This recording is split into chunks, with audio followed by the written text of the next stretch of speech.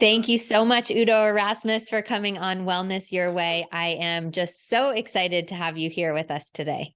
Well, thank you. Thank you for having me. I love doing this. Oh, I'm so glad. I was telling Udo before we started recording that he was one of the very first health podcasts I ever listened to on Ben Greenfield's show. It must have been over a decade ago. And since then, I've been following along with your work. So I know the audience is in for a treat today. But for those who don't know you as well as I do, at least from a distance, can you tell us a little bit more about yourself and how you wound up here? Well, my parents fell in love, and I came out of Europe during the Second World War. I was born in 1942, so I'm 81 years old. Wow. And I was a refugee kid in like 1945 in the winter. My mother had six kids with her, six and younger, and a horse-drawn hay wagon on dirt Mm. roads, fleeing from the communists. Wow. And and there was no military presence on those roads. And the Allies, the good guys, were using us as target practice and shooting at us from planes. And so my mother, there were dead horses and people in the ditches. And my mother eventually decided it was safer to get off the road and go through the snow capped fields. But she had six kids and she couldn't handle six, so she only took two and had to leave four behind. Mm. Imagine a mother making that decision. And eventually we ended up in an orphanage, and eventually we got reunited. My mother's sister dug us out from wherever we ended up and reunited us. So it was an intense, it was an intense early childhood. Not Yes. not how I recommend raising children No. in a refugee war zone being Oh shot my at. goodness. And Wow. I was very shy as a kid, very, because I never felt safe. I didn't know what I Right. could trust. I didn't know what I could rely on. My parents did the best they could. But they were shell shocked too, because they just gone through a war. That's not easy on anybody. Right. And so I spent a lot of time in books because books are safe. Mm. You can read about a war and there's no bullets flying, right? Yes. So I spent a lot of time in books. And when I was 6 years old, I listened to adults argue about really trivial things. And it was trivial to me as a 6-year-old, so it must have been like really trivial. But they'd really get into it. And I listened to one of these, and it always made me uneasy because it was so intense. And I was primed for it, I was sensitized to it, right? And it occurred to me one time, gee, there must be a way that people can live in harmony together. And then a little cocky voice, and I'm going to find out how. Of course, being 6 years old, not knowing how complicated everything is, I'm going to find out. So that's been my driver all my life. And I wasn't always on the track, but it always came back. It was always, well, where does that fit? So then when it came to university and education, I went I went into science because I wanted to understand how things work, because when you know how things work, it gives you a certain amount of predictability, and from that you get a certain amount of security. And I was definitely insecure as a kid, right? And then I got into biosciences because I wanted to understand how creatures work. And then I got into psychology because I wanted to know how thinking works. Then I went into medicine because I wanted to learn how health works, but they only teach about disease. So I only lasted a year, and I went back into biological sciences, ended up in biochemistry and genetics, which is sort of the core foundation of everything that goes on in biology, why leaves are green and why the sun shines. And, there's like biochemistry is the everything on the planet Mm-hmm. has biochemistry to it. Yes. And genetics was the control room inside the cell. And I thought, wow, that's so cool. You get to, and we don't, there's a lot. I mean, knowing now, I know there's a lot we don't know. Right. There's a lot we don't know, and there's a lot we pretend to know that we really don't know. And Mm. there's a lot of assumptions we make based on the little we do know. And that leads to all kinds of crazy stuff, and we live in a world of crazy stuff. Yes, Right? that is true So for sure. So I left university because I was looking for something and I didn't find it there. And Mm. after, I think it was about 8 years I spent there, I was close to a master's degree in genetics. And I quit just after all my courses were done. I quit before the master's thesis and the defense of the thesis. I just, there was something missing and I wasn't going to find it. And I was like, who cares? So I left university and then I did a little bit of psychedelic experimentation. That was very good for me because it blew the door off my war baby personality. And Wow. I realized, oh my God, there's 1,000 ways I could live. And then it Hmm. took me about 15 years to figure out how I wanted to live, who I wanted to be. But I had options, and I never saw those options until I had that experience. So I did some Wow. of that, and I got to say that was really important. Although it's it's best done under supervision Right. because this is not stuff to play with. Right. And then I got married, and we had 3 kids, and my marriage broke up, and I was really upset. And I got a job as a pesticide sprayer Oh, I did not know that. because I wanted to kill something, right? So I got a job as a Interesting. pesticide sprayer, did it very carelessly for 3 years, and got Mm. poisoned by pesticides. Mm. I went to the doctor and said, "What do you have for pesticide poisoning?" She said, "Nothing." And that's the day the penny dropped for me. Oh my God, my health really is my responsibility. I knew it, but it was like, oh yeah, okay, now it's really my responsibility. And because I had the background, I wanted to figure it out myself because I couldn't get help from the experts. And I then got into the research on nutrition and health, nutrition and disease, because the body's made out of food.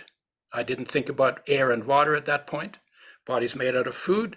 So when something goes wrong in the body, then what you need to do is you need to raise the standard of intake because your body is always turning over. Every Yes. year, 98% of the atoms in your body are removed and replaced, right? Yes. So that if you raise your standards, then in 1 year you will have been able to remove and replace 98% of your low standard molecules and replace them by higher standard molecules. That's called healing. That's why Right. healing is possible, because the body is always turning over. It's a major construction site. And Yeah. in doing that, I was looking at the minerals and the vitamins and the essential amino acids and essential fatty acids and everything. There was a lot of stuff. And I got stuck on fats because they were really contradictory. So Mm. I had a study I read, and it said omega-6 is an essential fatty acid, which means you can't make it in your body from anything else, but you have to have it to live and be healthy. So it has to come in from outside. And it also means if you don't get enough, you can't stay healthy. Your health will deteriorate. You will get deficiency symptoms. Will get worse with time. And if you don't get enough long enough, you die. So these are the essential building blocks absolutely required for body construction. And then the third part of it is that if your health is going down because you're not getting enough of an essential nutrient, but before you die, you bring enough of it back into your body, then all of the problems that come from not getting enough are reversed. Because life knows how to make a body that works, provided we take responsibility here at our mouth Yes. to make sure that all of the building blocks land in the body in optimum quantities if we want life to make a body in optimum health. Wow. So that's what omega-6 is essential by that definition, along with 18 minerals, 13 vitamins, 9 essential amino acids from proteins, and the 2 essential fatty acids that we're going to talk about. And so it says omega-6 is essential. You got to have it. You can't live without it. And then very next study I read, it said omega-6 gives you cancer and kills you. And my head exploded. I was like, Mm. what the? How can that be? That's completely opposite. How can that be? And either somebody's lying or I'm missing something. And I was pretty sure I was missing something. And it was that contradiction that's got me to look deeper. And that most people who talk about omega-6 is not good using them and not using seed oils have not done this homework. Mm. So I disagree with every one of them. And why? Because I did the homework, I dug deeper, I found out how much damage is done to oils by industry when they're being made. So it's the Yes. industrial processing. And in fact, I'll tell you the numbers, or maybe I'll make you guess. If you have a tablespoon of an oil that is 1% damaged by industrial processing, how many damaged molecules do you think you'll find in that tablespoon? Oh my goodness. A tablespoon of oil, 1% is damaged. So it's a half an ounce, it's 15 milliliters, it's 14 grams. But you don't know how big molecules are. That's why it's a difficult question, right? Right. But it's I think 1% damage. 100 million molecules. Okay. It's a 1% damaged, right? So you say 100 million molecules. Would you like to know? Yes. Not 100 million, not 100 trillion, not 100 quadrillion, 60 quintillion. So your estimate is almost a billion times too low. Oh my goodness. And why I do this is because we just take it for granted. Oh yeah, well, they're 1% damaged. That's what the industry told me. What the hell's your problem? It's only 1% damaged. And if you got 99% on the exam, you'd be damn happy. That's what he said to me. But I used to get 100% in genetics because I really loved it and I really knew it, right? Yes. I mean, I knew what they taught. And anyway, so what we're doing is we're just taking for granted it's only 1%, but we're actually doing, in your case, almost a billion times more damage to ourselves than we think we are when we're using those oils. Yes. And my take home from doing the math was, I can't get healthy on oils like that. We should make them with health in mind. And what does it require? The essential fatty acids, omega-3 and omega-6, are called essential by the definition I just gave about omega-6s. So you have to have them. You can't make them. You got to get them from outside. If you don't get enough long enough, you die. And if you bring them back before you die, everything gets reversed. Cool, right? So they are the most sensitive of all of our essential nutrients. They're the highest energy. They have the most double bonds. They are super sensitive to damage done by light, by oxygen, and by heat. And that means we should give these two essential fatty acids the most care, and we actually give it the least. Because we take our oils and we dump them in the frying pan, and in the frying pan, we raise the temperature like to way up high. Yes. Up to 400 degrees Fahrenheit, 450, 425. Yeah. From 320 to 425, that's frying temperature. So we're burning the food. So we're burning carbs, we're burning proteins, we're burning the oil. And we see the oil turn into smoke, and you've changed the oil if the oil turned into smoke, right? Yeah. And so we do an enormous amount of additional damage in the frying pan. So the idea that we use oils for cooking our food is the dumbest thing we've ever invented in the history of humanity to do to our food if health is what we care about. Wow, this is so incredible so far. And I know so many people are listening saying, keep going. But I want to rewind to make sure that we're all on the same page. First of all, that is the most compelling story I've heard for why health matters. When you start as a refugee child of World War II, going through all of these challenges, and you come to this realization that your body, 98% of the atoms in your body can turn over in a year. And here you are as an 81-year-old vibrant person, still on fire for your profession and your life. This is just such a great testimonial. And the thing that really lit you up was studying these essential omega-3 and omega-6 fatty acids, which are essential because your body cannot make them. It needs them to stay healthy. And if you're on the decline and you replace them with a healthy version, your body will regenerate. And then finally, you realize that we're doing all the wrong things with these very sensitive molecules. We're damaging them through heating them to high temperatures. So that kind of catches us up to speed. Is that, Yeah, are that's we pretty in good. agreement That's pretty so far? good. But what turned me on, there's something else that turned me on in Okay. a whole other way, but that would be a whole other episode we should do. But Okay. yeah, and that's anyway. Yeah, so if you summarize all of that, more health problems come from damaged oil than any other part of nutrition, and more health benefits will come from changing from damaged oils to making oils with health in mind and giving up the habit of frying. So that's Yes. one summary. The second summary is, if you summarize the research done on omega-3s, which were only established as essential in 1981. That was the year after I got poisoned. So my timing was perfect, right? So I started saying, so if you summarize the research on omega-3s, you can do it in one sentence. If you increase omega-3s in your diet, provided they're not damaged and they're not toxic, you can improve virtually every major degenerative disease or condition of our time. And why is that? Because 99% of the population doesn't get enough omega-3s for optimum health. And it's the single most widespread essential nutrient deficiency. Yes. Omega-3s. And they are 5 times more sensitive than omega-6s to damage. So they're a nightmare to work with.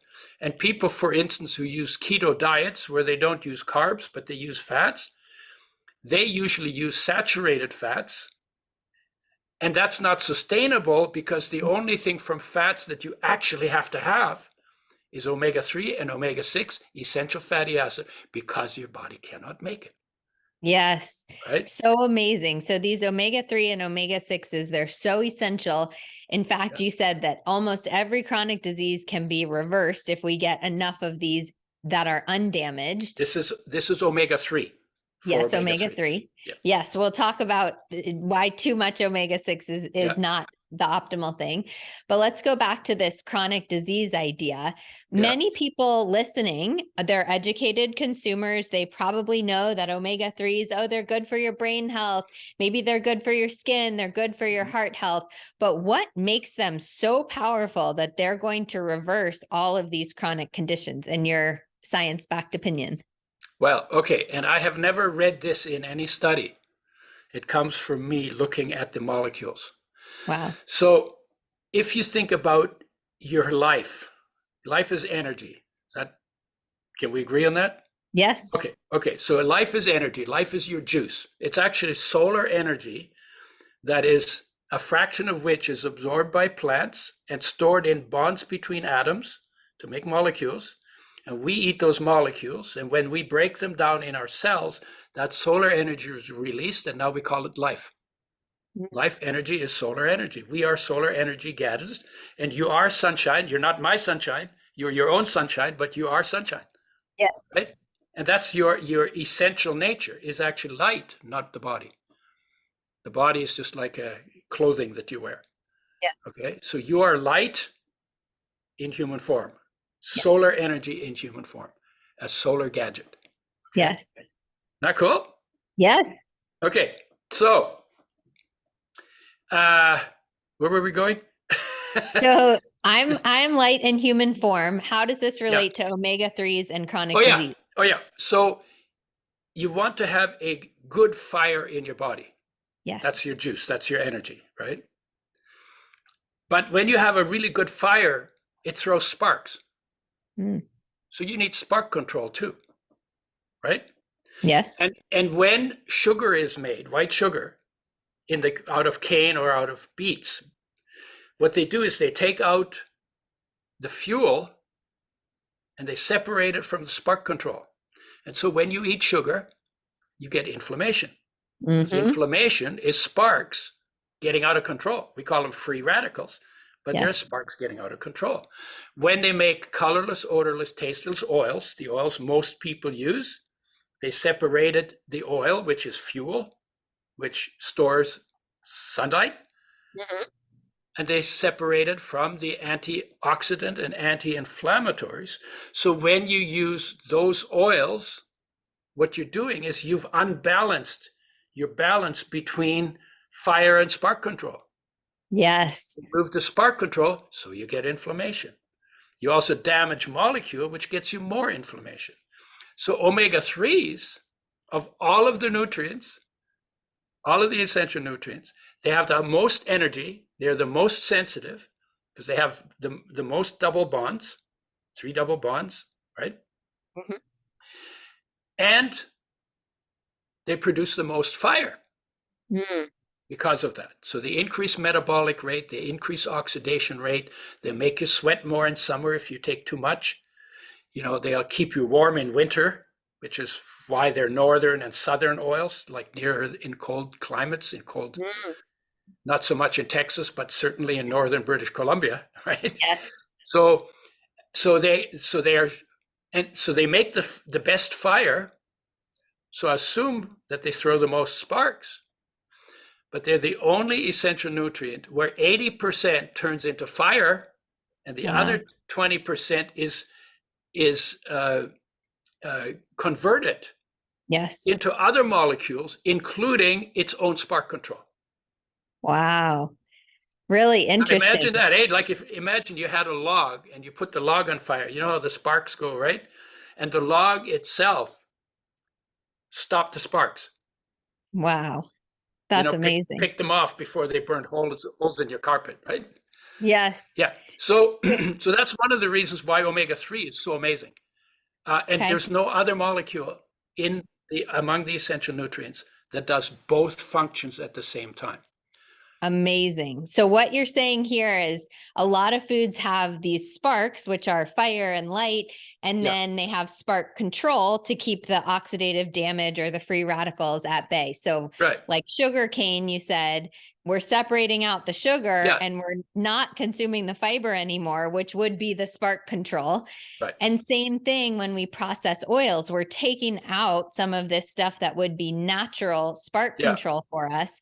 Yeah. And we're also damaging the oils by heating them up to really high temperatures. Correct? Yeah. Which is why the oils are such a disaster, and which is why so many people say don't use any oils. But they haven't done their homework because they're reading the research done on damaged oils. And nobody blames the damage, they blame the oil. Right. And so when I found all of this stuff out, I said, man, we should make oils with health in mind. I can't get healthy on damaged oils like this. So knowing all of this, I said, okay, how do you protect an oil seed from the time it's in its natural package, which is very good? You can take flax and you can store it for 5,000 years and you can plant it and it will still grow. They found flax seeds in caves in Switzerland, 5,000 years old, and they planted them, they grew. That's how good that packaging is. Okay? Wow. From the time it's in nature's packaging through the pressing, the filtering, the settling, and the filling, till it's in a brown glass bottle. You don't want oil in plastic because plastic swells when you put oil in it, and it leaches into the oil quicker than into water. So in a brown glass bottle, nitrogen flush, because you don't want oxygen in the headspace, closed, and in the refrigerator at the factory. You don't want light, oxygen, and heat to be able to get to the oil because they'll damage it. So you have to make a very, very tight system. And I developed that tight system. That's my claim to fame. I knew what the issues were. And I said, you know what? Give it the care it needs at the front end. Then you don't have a mess to clean up at the back end. And make another mess that you don't clean up. That's what the industry does. And it's not like that hard. It's like, I'm just a farm boy, you tinker with stuff, okay, well, how do we do that? Well, what do we have to do? It just has to be really tight. Yeah. So we made that. And then out of that came flaxseed oil, which is the richest source of omega-3s. Yes. But then I became omega-6 deficient on flax oil because I used it exclusively as my source of oil. Okay. It has 4 times more omega-3 than omega-6. Mm-hmm. That ratio is too high. So then I developed a blend that is better balanced because omega-3 and 6 are both essential. And Yes. they need to be in the right ratio so they don't crowd each other out because they compete in the body for enzyme space, Yes. right? And we put in omega-6s made with health in mind because the omega-6s that people get too much of, I want them off those. For Yeah. health, you need to get off those oils. You need to throw out Yes. your frying pan. You need to throw it out, and you need to get off damaged oils. So what we're Yes. saying is we want you off the damaged omega-6s, and we want you to use oils made with health in mind that are properly balanced between 3 and 6 instead. Yes. That's why we use it. Great. Lots of people say, oh yeah, you should just do flax oil because you have so many omega-6s. Yeah, but they're damaged. Remember, Yeah. 60 quintillion damaged molecules in a tablespoon. That's 1% damage. Yes. And how much So let's omega-6?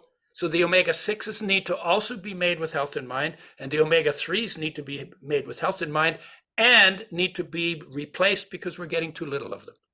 Yes. Understood. So let's talk about those two big buckets. One is the damage, and Yeah, the other one is the balance between 3 and 6. yeah, So Udo's product is a brown glass bottle. You mentioned yep, that, and you mentioned glass because we don't want the plastic to leach into there. yeah, But the brown is important too. I always tell people never buy oil in clear, even in right, glass, clear right, glass that allows the light to seep in. So we really right. want it to be opaque, and you're taking extreme Yeah, quality to make yeah. or extreme We even care. put Go a ahead. box around. We could put a box around the bottle to cut the light out completely, because brown glass still Amazing. lets some light through, and a photon of light that hits a double bond or that hits an atom can knock an electron out of orbit, and then you get free radical chain reactions that go 30,000 steps before it settles, the electron settles down in a pair again. That's just Oh one my photon. goodness. And you have like Wow. you have quinzillions of photons Wow. going through the transparent bottles all the time. That's really incredible. So I didn't even know quinzillions was a word, so you've taught me many I things actually just today. made that one up. Oh, okay. There we go. There's no Well, such thing as a quinzillion, but it's just writing okay. really big number. Really, really big. I got Yeah. it. I'm hearing a lot of people in the audience, though, say, okay, well, the flax has to be so carefully treated once it's ground up. Why don't we just eat the whole flax seed? And I Right. know the answer, but I'd love for you to tell us. Okay, so that was, of course, I get those questions. I've been working in this field for over 40 years. Yes. So you can imagine, I've maybe heard that question before, Yes. right? So what I Yes. did when I first heard it, people said, look, nature, nature. Well, nature is where health comes from, and it's sort of true, but we can argue about that, which we will. Yeah. And and then why don't we just eat whole foods? I said, okay, I'm willing to entertain that possibility. So I did an experiment on myself, just Okay. like I did with omega-3 deficiency on flax oil. This Mm-hmm. one was, can I optimize my intake of omega-3 and 6 by just eating seeds? Ah, And so I was in California at the time, where it's warm, and I need about 4 tablespoons in winter to make my skin soft and velvety. That's how we measure optimum intake, because your great. skin gets it last and loses it first. Your inner Mm-hmm. organs get priority, because if you didn't get enough oil in your inner organs, if your skin got oiled but your heart didn't, you'd be history. Yeah. So inner organs get it first, and only when everything else in your body has enough will it make it to the skin. Then they Great. form a barrier against the loss of moisture, both omega-3 and 6, and then you end up with soft, smooth, velvety skin. Amazing. Nice, right? So Yes. I said, okay, I'm going to do 5 tablespoons of flax and 3 tablespoons of sunflower and sesame. And Okay. I made it that way because I wanted to keep the same ratio as the oil, Yes. 2-to-1. More omega-3, twice as much omega-3 as omega-6. Okay. And flax oil absorbs 6 times its volume of water. So Oh, wow. my 5 tablespoons are 30 tablespoons. Wow. And 30 tablespoons is a meal. Yeah. Plus I had the 3 tablespoons of sunflower and sesame. And even in summer, when I only need 2 or 3 tablespoons, I could not keep my skin from getting dry. Wow. And so I said, okay, well, eat. So I say to people, I don't know, some people may be able to get it done with just seeds alone. I Mm. can't. I just Yeah. talked to somebody today who can't either, right? Yeah. So then eat the seeds and nuts. But if you can't get to the soft, smooth, velvety skin, then put oil in your salads, put oil in your food till you get it, Yes. your skin is soft, smooth, and velvety. Amazing. So I that love was that. now, but that brings up another question that is like a very important question. Is optimum health nature's mandate? Hmm.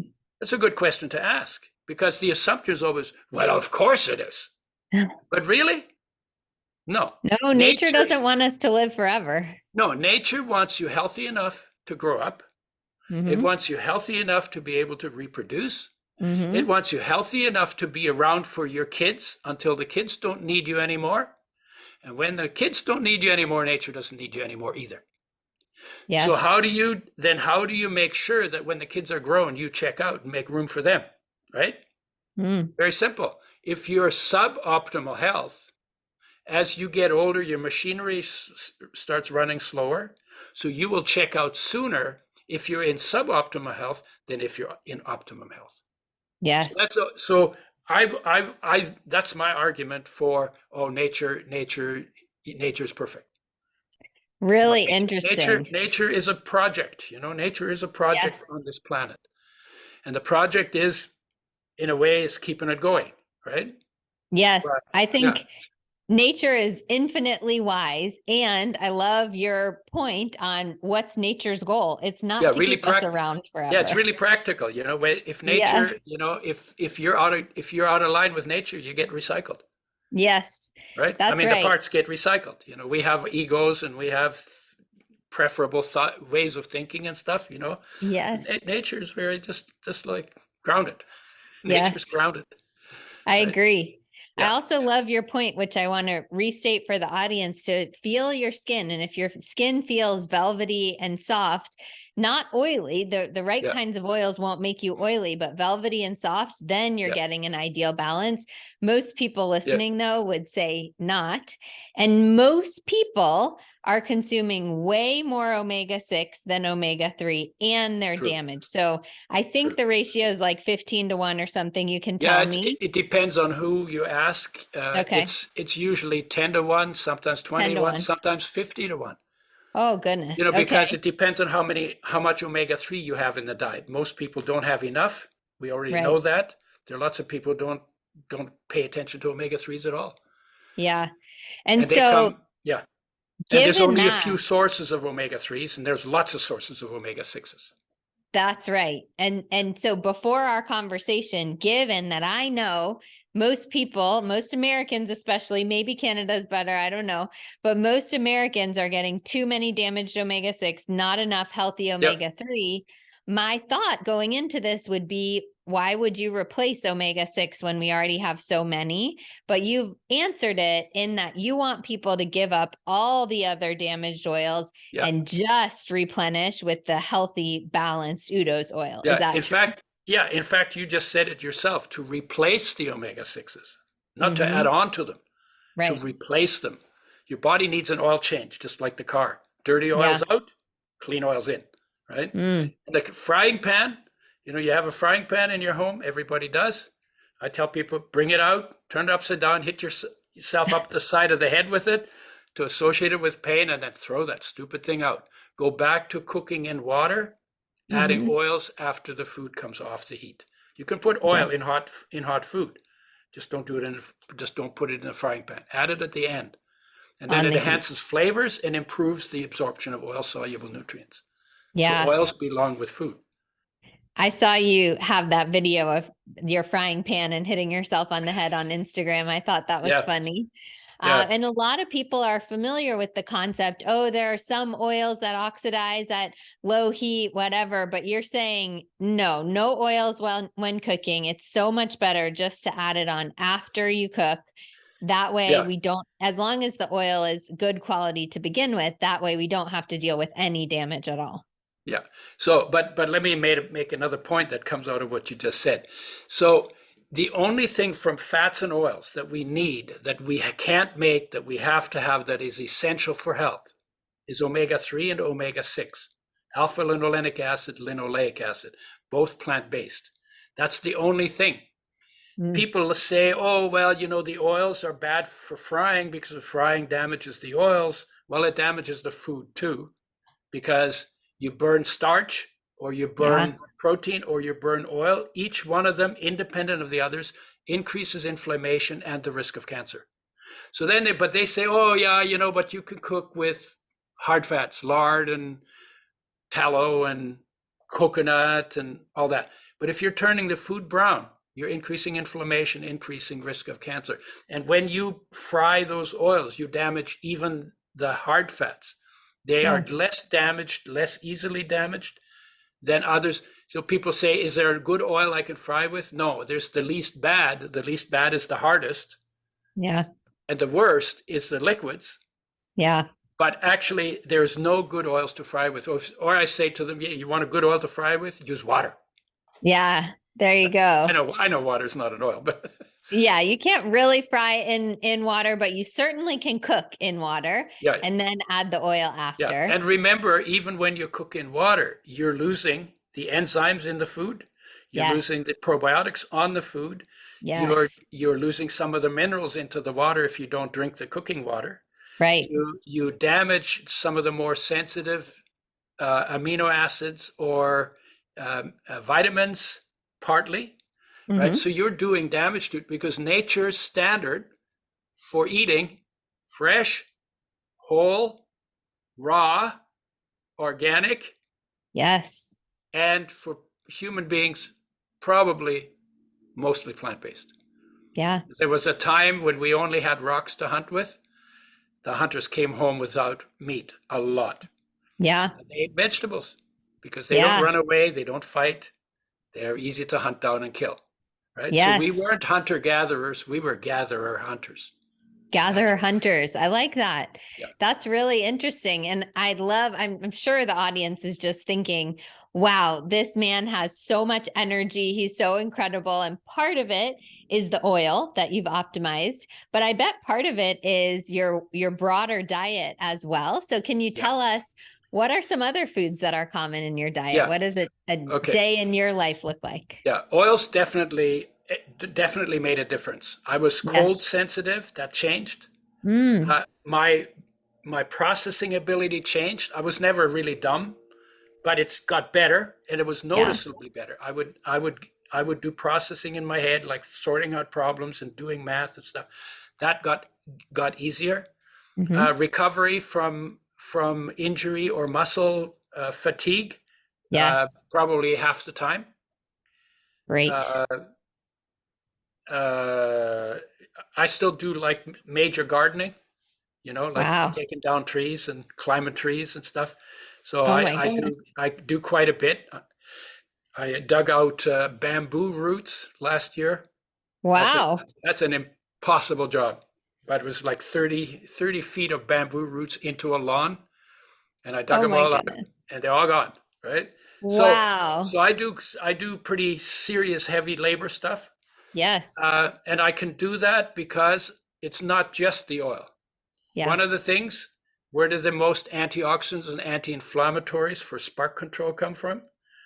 Vegetables, I hope. Which?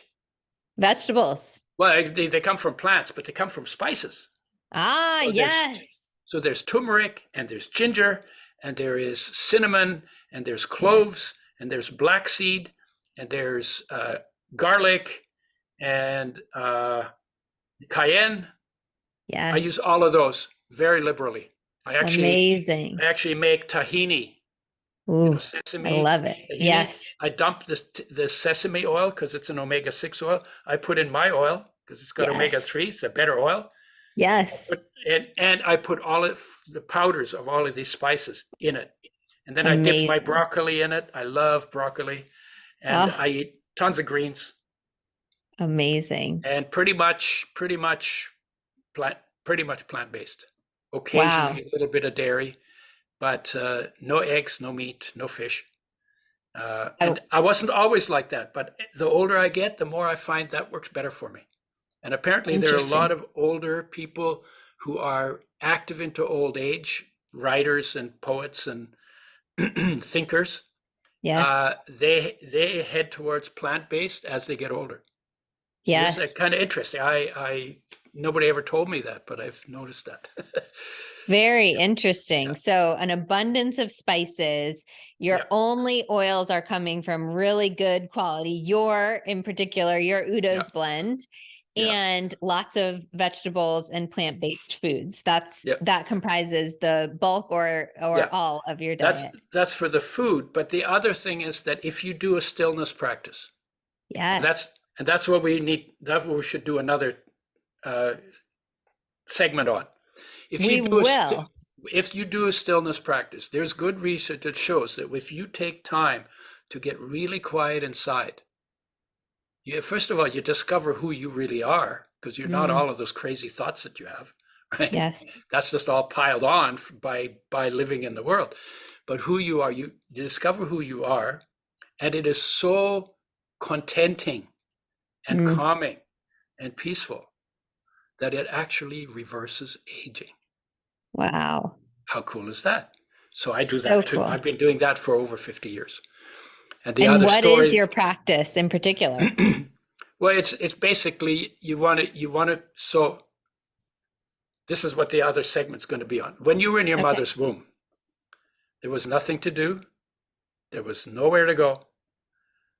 Everything was taken care of, and it was pretty safe, Yeah. right?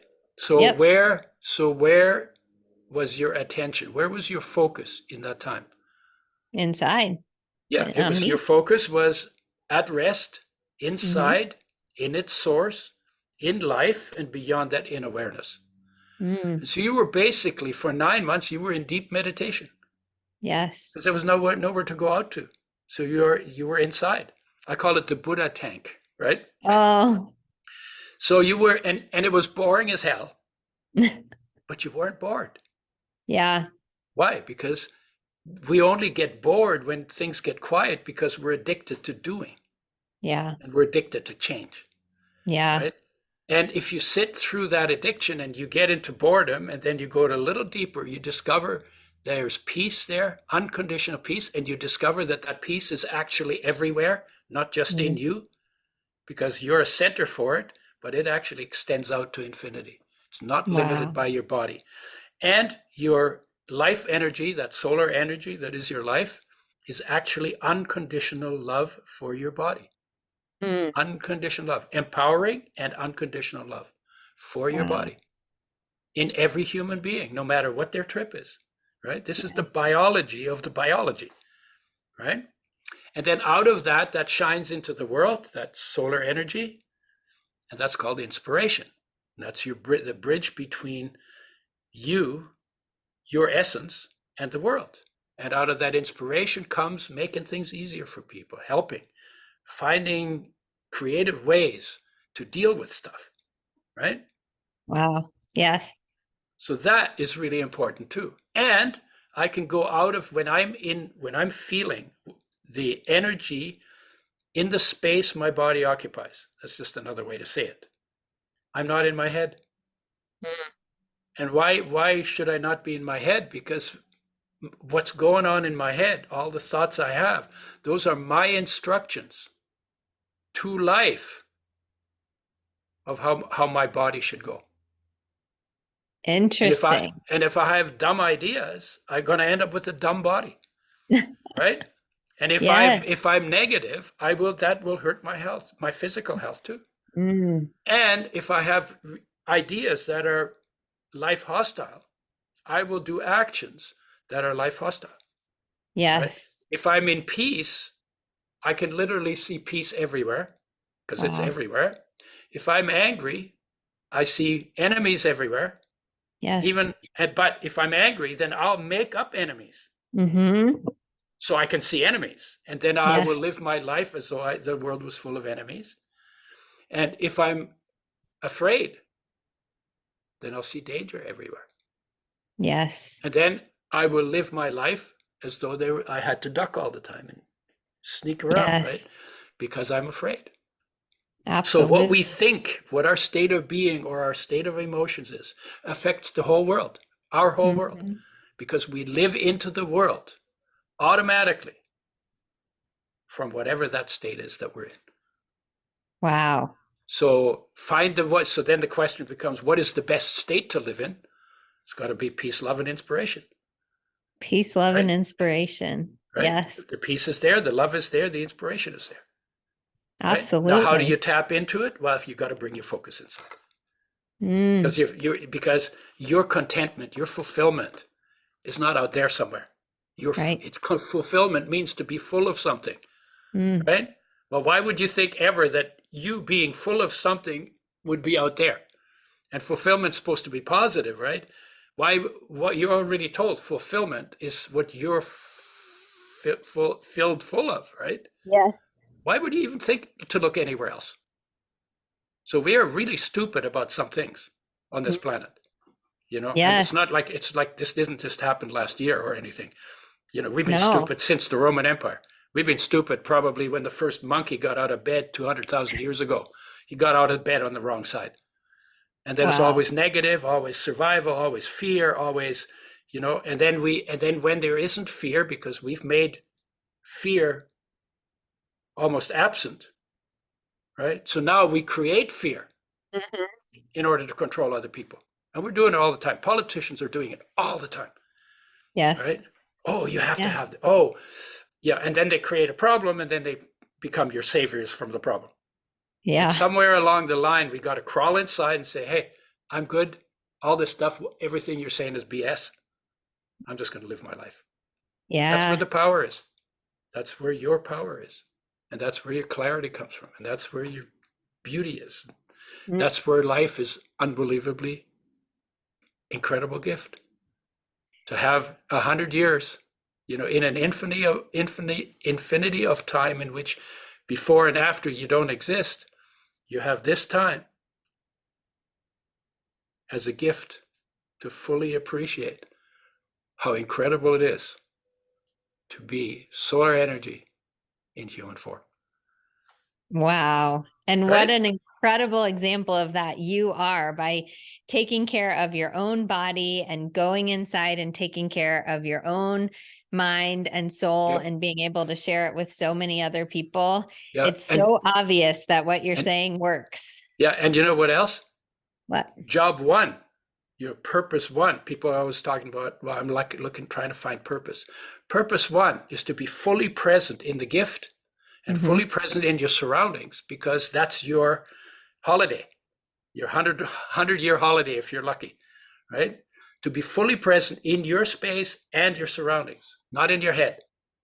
That's purpose one, because if you don't appreciate the gift you've been given, nobody else can appreciate it for you. So then it's a wasted gift, right? That's true. So purpose one is to be fully present in your own space. And when you're fully present in your own space, you feel so cared for that it's not about you anymore. It's like, okay, where can I help? What Mm. needs to be done? How can I make the biggest splash for good that I can in the time that I have? That's purpose two. People always tell you should put purpose two first. Absolutely not true. Purpose one, it's a gift for you. Don't waste the gift. And when you're fully present in it, you also have access to all of your talents and all your abilities to help. And you can do way more being fully present than only being half present, of course. I absolutely believe that to be true. And you make it sound so easy and compelling. I think it's challenging, but when you practice so much, it is so alluring and tempting to I, come back to yourself. I was lucky to be born in a war because Mm. everything got destroyed. Culture got destroyed, the house got destroyed, the property was gone, the people were gone, everything. I mean, everything got taken down. So I got to start from scratch. Yeah. So looking back, that war was an incredible gift for me. I don't Wow. wish it on anybody, but if that's what it takes for us to wake up to that we could really live well, right? Not about money. It's about being present, and we could live a rich life, right? If we need a war to wake us up to that, we will create that war. And we're kind of, you can see how things are going. You can see it happening, and they're, because people are arrogant and they think they have it too good, and they think they're entitled, and and they don't put themselves in the shoes of the other people that they're dissing, so Yeah. somewhere, but it's all because we haven't done the homework. That's the homework. That's the homework. And that's what the next Wow. episode we're going to do is going to be more about. I am so looking forward to it. And I know people are excited to hear the next episode. Yeah. And I am very grateful for your time today. I would love it if you would tell people where they can learn more about you and your oil between now and our next episode. Okay. So I have a website called Udo's Choice, udoschoice.com. And we talk about the oil and enzymes and probiotics, and I work with greens and a couple other things. And then I have another website called The Udo, THEUDO, and that's where we talk a little bit about the mental stuff. And it's a work in progress. I don't like what's on it yet so much. There's some good stuff on it, some not so good stuff on it. But we're working into that, because as older I get, more I actually want to do the big picture stuff. Because the big and this part is more important than oils. It is the most neglected thing in human nature, is what's within us, and it's like in the realm of energy and awareness. And when we get reconnected to that, like we were in the Buddha tank, when we get connected to that, we could literally be 8 billion people living together in harmony and helping each other in every way to get to that place. But somebody has to go there and be that. And, you can only give it to the extent that you have it. Yes. Right? You can only give what you have. So the homework is always the homework, always the most important thing. And then your life just changes. Things get better. It becomes easier. Amazing. Because something in you never dies, never gets hurt. Right? You have trauma for the body, trauma for the mind, trauma for the emotions, trauma for the social system, trauma for the environment. But the contentment and the love and the inspiration, indestructible. Wow. Indestructible, never changed by anything, cannot be affected by change. Incredible. And it's nice to have something like that to be able to rely on within yourself. Yes. Yeah. Such powerful words that you've shared today. We will link to both your Udo's Choice website and theudo.com in the show notes. So anyone listening can scroll down and find more, and we'll link to your Instagram and all of that as well. Yeah, I'm on LinkedIn. I'm on Instagram. I'm on LinkedIn. I have a YouTube channel, Udo Erasmus. Look and at I'm you. on You're Facebook everywhere. I will link to all of those things in the show notes, but one more time, thank you so much for sharing your wisdom today. I know everyone listening very much appreciates it. Yeah, thank you, Megan. You're a special, you're an amplifier for a message. I appreciate that a lot, because it's better than talking to myself in the bathroom mirror. And it's nice. Wonderful. It's nice to be able to put something out that has hope in it and that has cheer in it. Yes. Thank you again.